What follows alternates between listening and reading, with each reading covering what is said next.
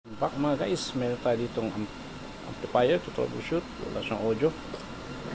So may itong model name nya mic. Pag power on mo,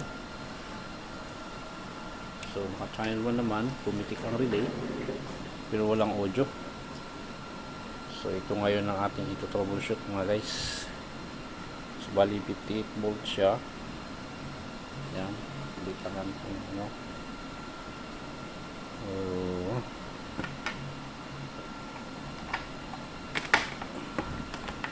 Kaya natin dito wala, so may problema ang input,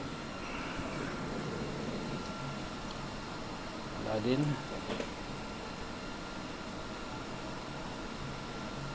Yun, okay, next video na lang guys.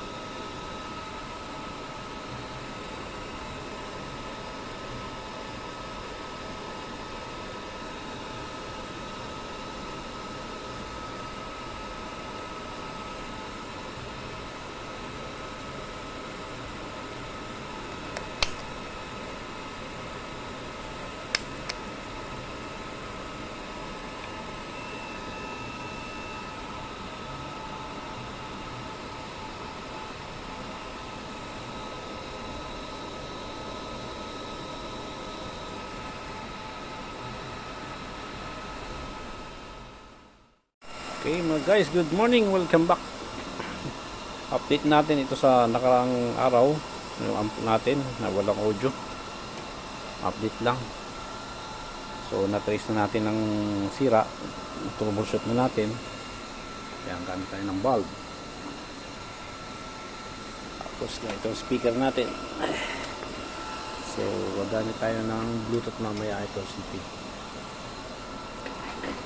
So bali ang na-trouble natin nakaraan, kaya pala wala siyang audio.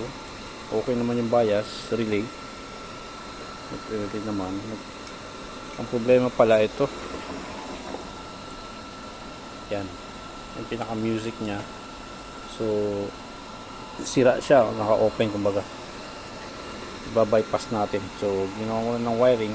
So hindi ko na video kasi solo, binaypass natin, diniretso natin sa main volume. So bali wala na to. So yan lang ang pinaka trouble nya. Yan, pinaring ko na bypass. Okay, so testing na natin mga guys. Ayan na natin, power on, silaw, yun, power on.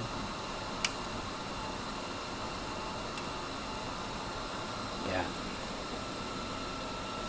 So ito na siya. So gamitin natin siya ng Bluetooth. Bluetooth tayo. Yan. So gamitin natin siya ng music.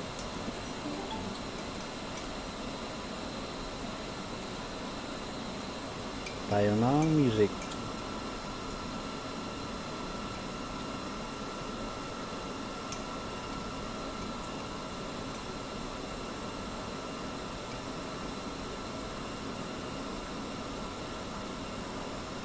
So yun, volume. This is Tim's Mobile Mini Sale. Yun, nasa guys.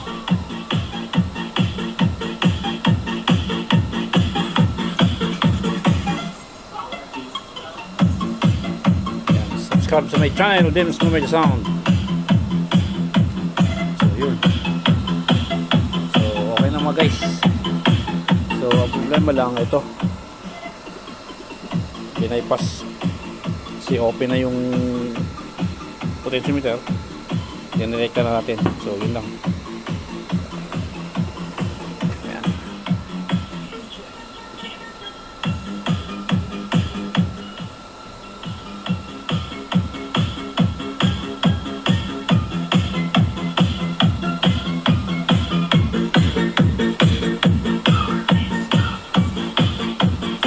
So, okay na siya.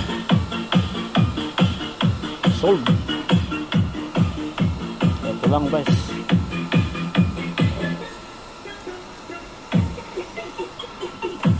Okay. Solve ang issue mga guys.